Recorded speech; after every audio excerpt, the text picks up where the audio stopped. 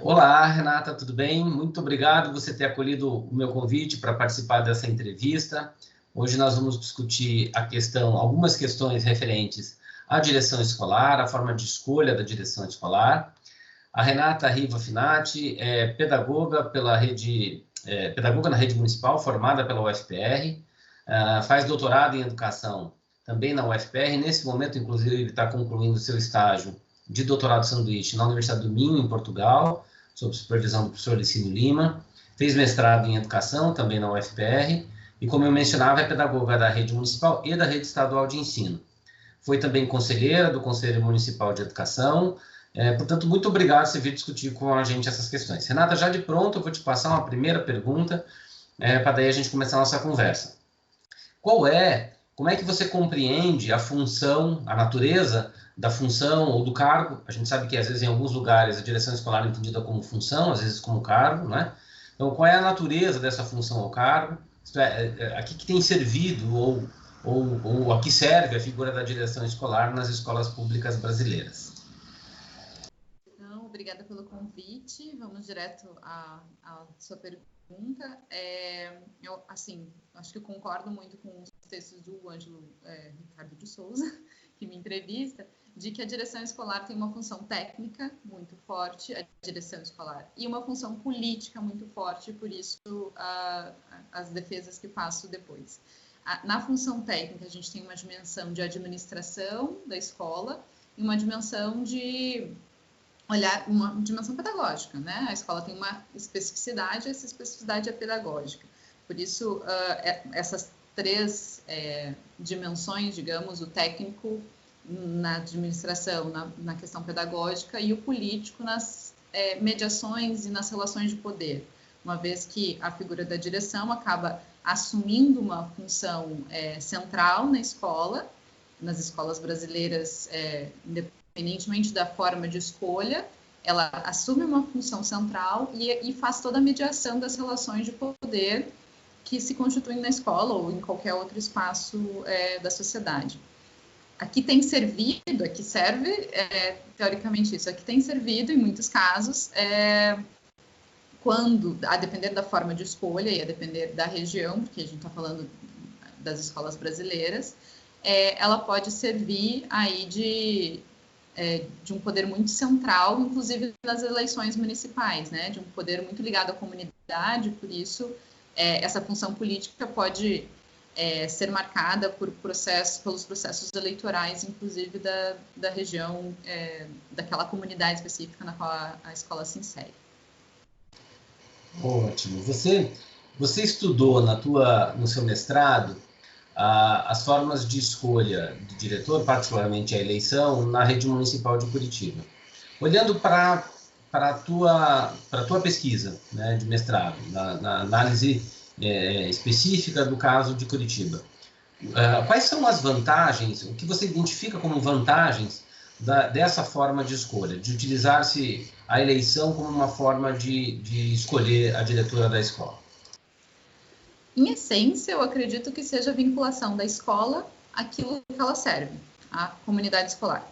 Então, a comunidade poder escolher seu diretor, o seu diretor escolar, a vincula mais aquela pessoa e aquele grupo, enfim, de trabalhadores. Se é para ter essa figura unipessoal, porque hoje os últimos estudos que eu tenho feito, as últimas leituras que eu tenho feito, tenho inclusive pensado se precisa de fato de uma figura unipessoal, porque ela representa uma dimensão e um entendimento da democracia, né? Uma forma de democracia. Então, se essa figura unipessoal da direção é necessária, ela precisa estar vinculada à comunidade que a escola serve. Então, a eleição é a forma de escolha que tem essa grande vantagem da comunidade poder opinar e poder participar enquanto principal detentora do direito, né, de acessar aquele espaço, a direção, ou então essas pessoas que vão compor esse núcleo de poder da escola. A gente poderia pensar em outras formas mais colegiadas, enfim, mas na forma unipessoal de direção, a eleição tem essa grande vantagem, que é vincular a comunidade escolar. Oi? E desvantagens? Aí, assim, acho que ainda tem a questão de reduzir as interferências político-partidárias, porque a partir do momento em que a comunidade escolar escolhe a direção, a gente reduz um pouquinho isso, uma vez que a comunidade pode escolher quem é vinculada a determinado ao prefeito, enfim, ou determinado vereador, mas pode escolher outra pessoa totalmente diferente. Então, desvincula da questão mais patrimonialista, que seria isso, né? Então, ter a escola como espaço de moeda de troca ou de uma sanção pessoal, que a livre nomeação dá, é um problema nesse ponto e uma vantagem para a eleição de outro ponto. Não sei se me fiz clara. Por outro lado, o concurso público, que seria outro problema, né? Seria a observação só dessa dimensão técnica. Então, a gente distancia de novo a escola da comunidade a quem ela serve, desconsidera que tem uma capacidade política de liderança da direção escolar e de mediação dessas relações de poder e coloca só a função técnica em evidência, né? Então, só a questão, daí o concurso público pode puxar ou para a questão administrativa ou para a pedagógica ou balançar bastante.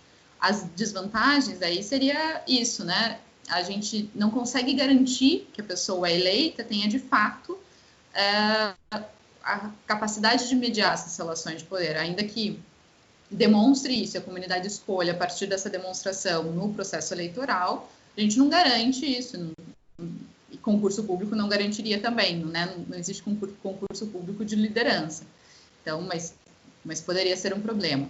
A gente não vai garantir também as capacidades técnicas práticas, administrativas ou pedagógicas, ainda que as pedagógicas, teoricamente, foram aferidas por meio do concurso, uma vez que a gente está falando de escola pública e a maioria das pessoas que concorreria à função de direção seriam concursadas. Mas a gente não consegue saber se esse concurso, que normalmente é concurso aberto, né, o concurso de entrada no grupo de profissionais do magistério, ele tem as funções administrativas, ele consegue mensurar as funções também administrativas e pedagógicas que a direção vai assumir. Por outro lado, sendo essa pessoa depois eleita, né?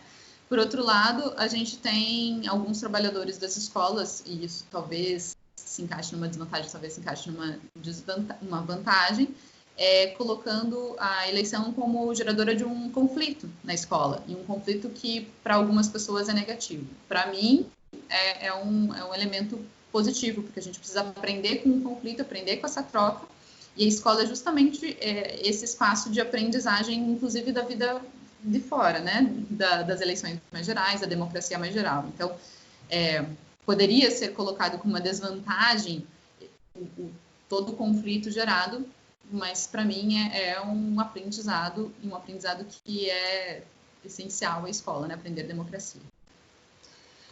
Uma das questões com a qual a gente tem se debatido na coisa do concurso público para diretor de escola, concurso, seleção, prova, né? Entendendo isso como uma das formas de entrada, a eleição como a outra, que você estudou bastante, e a indicação, não é? Claro, há modelos mistos que juntam uma parte de cada uma dessas coisas, mas do pedaço da seleção concurso, uma das grandes dificuldades, tem a ver com o que você dizia há pouco, é de conseguir ter uma prova, um teste de conhecimento sobre liderança, sobre gestão democrática, enfim. E portanto, a gente diz, né, nessa direção do que você indicava, os profissionais que vão se candidatar por meio de uma eleição à direção escolar já testaram conhecimento pedagógico quando do seu concurso para professor, para pedagogo, né?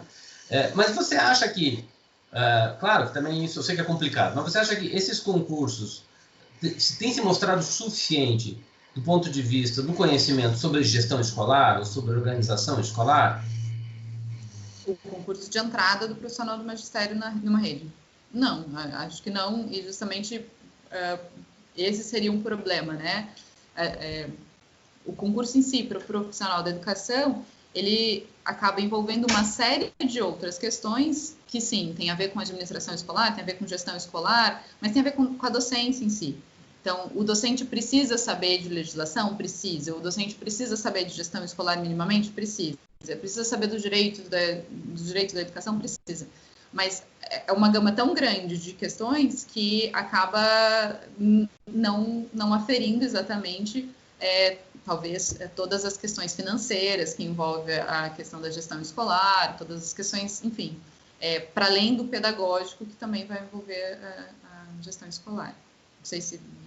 Sim, é isso. Se eu entendi, e tendo a concordar se é isso que eu entendi, é que, ainda que isso seja insuficiente, do ponto de vista de pensar os conhecimentos necessários para desenvolver a função da direção escolar, por outro lado, fazer um concurso público para administração escolar, para direção escolar, não consegue capturar a capacidade desse sujeito conduzir, a expressão que se usou, as relações de conflito e as relações pedagógicas no sentido mais amplo. É isso?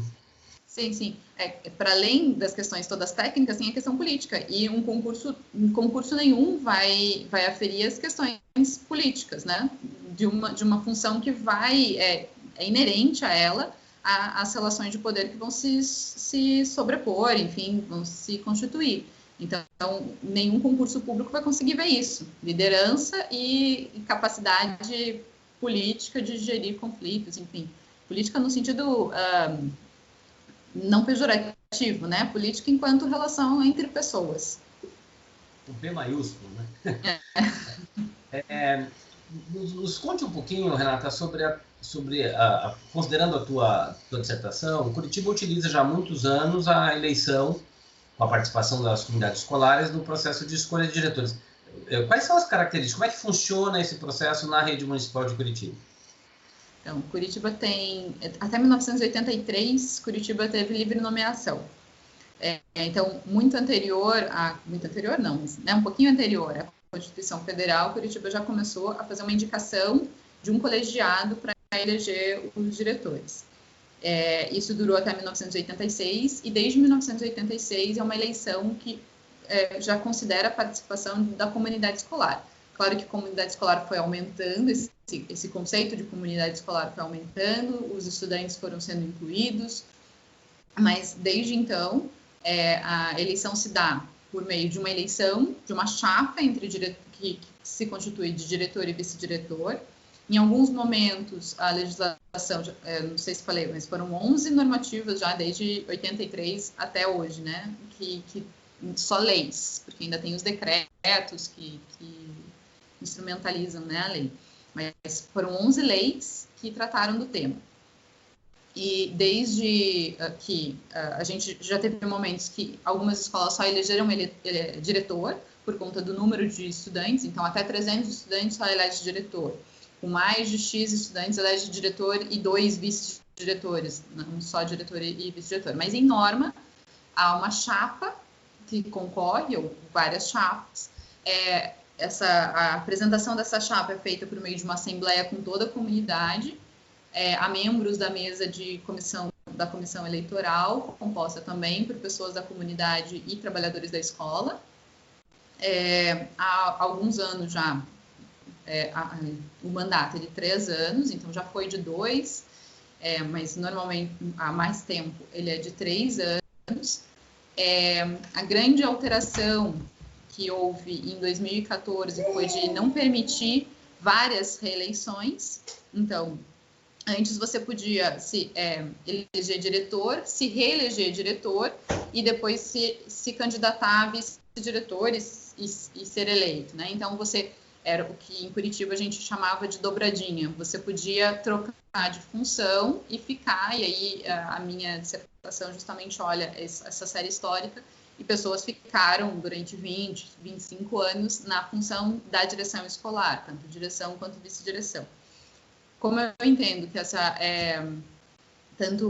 tanto uma quanto outra função são funções de poder e estão nessa linha de frente da escola, estão fazendo toda essa relação de poder e tem ambas um peso muito grande, para mim a norma de 2014 que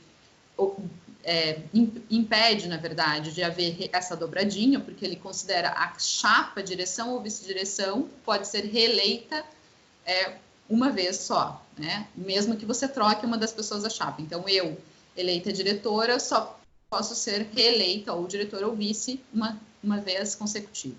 Essa é uma grande alteração da legislação de 2014. Antes, então, a gente podia ser dobradinho. A nova norma de 2017 faz pequenas alterações, mas em síntese é isso, é uma eleição de uma chapa que apresenta uma proposta de campanha, né, uma proposta de gestão e que permitia antes várias reeleições, então a pessoa podia continuar muito tempo, hoje não mais, e um mandato de 3 anos. Assim, e a forma de votação, o colégio eleitoral, votam quem? O voto é universal? A composição do colégio eleitoral é 50% da comunidade e 50% dos trabalhadores da escola. Isso já faz alguns anos que é assim. Então, como eu disse, ao longo desses mais de 30 anos de eleição no município de Curitiba, a gente foi ampliando a consideração sobre comunidade escolar. Mas a gente chegou, talvez, num consenso há um tempo, de que o voto vai ser, de cada chapa, vai ser composto 50% pelos trabalhadores da escola e 50% pela comunidade. Então, é uma fórmula simples, né? Mas que pega todos os votos da comunidade e divide pelos votos possíveis da comunidade, né? Um percentual disso e outro percentual, e soma 50-50. Eu sei que você não pesquisou a efetividade da eleição, no sentido de que resultado pedagógico ela dá, ou qualquer coisa desse gênero. Mas a tua avaliação, já que se trata, você estudou muito isso, e é uma longa duração, né? Isso vão mais de 30 anos de experiência que a rede municipal tem de escolher seus diretores, suas diretoras das escolas do ensino fundamental por esse formato. Quais são, vamos dizer, os principais resultados disso? Quer dizer, você acha que essa é uma forma que tem funcionado, não tem funcionado, as pessoas só se acostumaram a ela? Quais virtudes e quais dificuldades disso?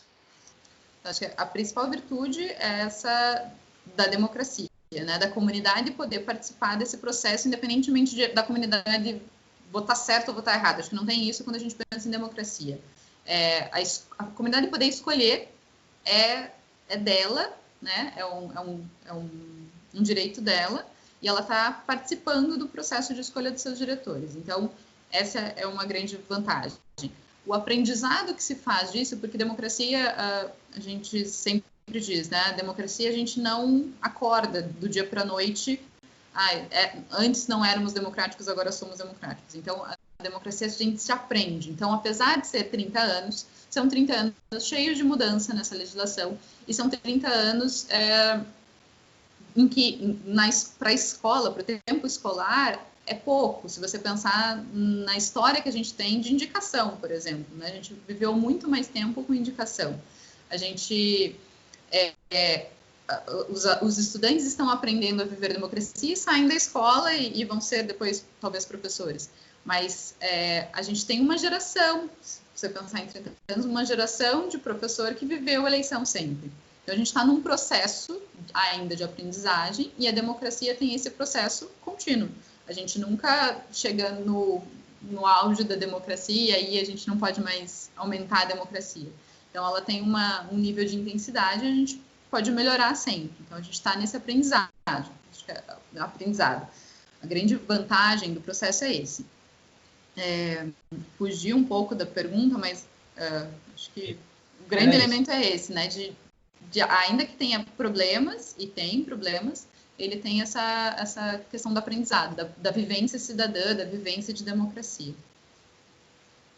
Ótimo. Veja, Curitiba tem 2 modelos de escolha de diretores, né? Tem este que você estudou para as escolas do ensino fundamental, mas, não vou dizer estranhamente, mas diferentemente, a escolha das diretoras dos centros municipais de educação infantil se dá por indicação.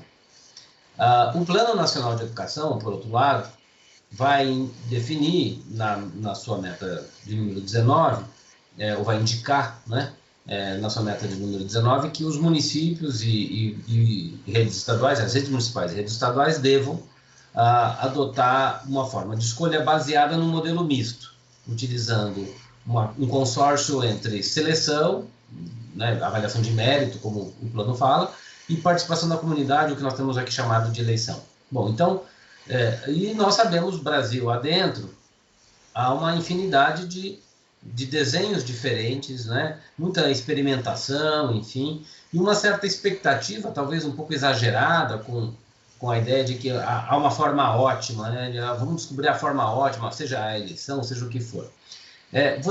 Como é que você enxerga, como é que você avalia, na sua experiência como pedagoga na educação básica, pública, de alguém que ocupou vários lugares, eu não falei no início, mas Renata também foi responsável pela gerência de gestão escolar do Departamento de Ensino Fundamental por 2 anos, mais de 2 anos, na Secretaria Municipal de Educação. Então, dessa experiência toda que você tem acumulado, tanto profissional quanto acadêmica, como é que você acha que deveria ser, sabendo que não existe a forma ótima, eu sei, mas como você acha que deveria ser o processo de escolha de diretores escolares? Eleição, indicação, seleção, formas mistas?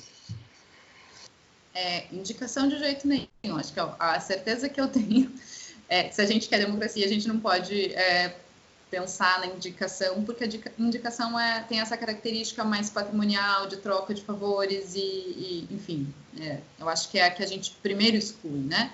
Um concurso público, como eu disse, eu também descartaria por ser uma forma de escolha que olha só para a dimensão técnica, ou só para a dimensão administrativa, ou só para a dimensão pedagógica, enfim, mas olha só para a dimensão técnica, não olha para o lado político dessa função. Distancia ainda mais a comunidade da escola a quem ela serve. Então, concurso público por si e a nomeação por si, acho que não são formas ótimas, né? A gente, eu imagino assim, a eleição hoje em Curitiba tem funcionado e a gente já tem uma seleção prévia, que é o concurso de entrada do profissional do magistério, e é só o profissional do magistério que pode se candidatar à eleição. Então, ele, teoricamente, já demonstrou aptidão nas questões administrativas e pedagógicas da escola, específicas da escola. É claro que tem outras funções específicas da direção escolar, e aí a gente pode pensar em formação continuada para as diretoras e para os diretores eleitos e tudo mais. Então, eu ficaria ali entre a eleição ou, no máximo, uma forma mista, que daí olha para a especificidade dessa formação, que é um pouquinho, sim, diferente da formação para docência, que a maioria das universidades vai focar, né? Vai olhar mais para essa questão. Eu participei, Renata, de uma... Faz muito tempo, não, acho que foi ano passado, ou retrasado, não me lembro bem, de um programa de formação no município aqui de Paranaguá, perto de Curitiba, em que a rede lá tinha definido que aquelas pessoas ia fazer eleição, né? Mas queria garantir que aqueles que fossem se candidatar, ou aquelas que fossem se candidatar, a rede municipal, tivesse uma formação para isso. E portanto, investiu num programa de formação, acabou sendo caro, porque um monte de gente foi fazer o curso. Ao final do curso tinha uma prova, uma pequena prova, uma seleção, todo mundo que fez a prova passou, porque também não era nada, era só o próprio conteúdo do curso, o curso não era nenhuma coisa, né? Mas o que resultou interessante é que uma boa parte daquele público que participou da formação não quis mais concorrer, falou, não, direção não é para mim, não. O curso serviu para isso. Mas a experiência que tem mostrado de que esse processo de seleção prévio à eleição, de fato, ele não tem selecionado. Assim. Ele não consegue estabelecer um filtro de quem nós impedimos de ser candidato. Quer dizer, quais são os critérios que a gente tem que definir para dizer, você pode ser candidato na sua comunidade, você não pode, né? Que tipo de domínio de conhecimento, do ponto de vista da seleção, você teria que ter? Então, eu acho que aí tem um buraco complexo para a gente equacionar no diálogo com o que o Plano Nacional de Educação indica que é isso, não é? Eu acho que, assim, concurso ou curso nenhum vai garantir um bom diretor ou uma boa diretora. E por isso que o processo eleitoral não pode também fazer perpetuar na gestão uma única pessoa, né?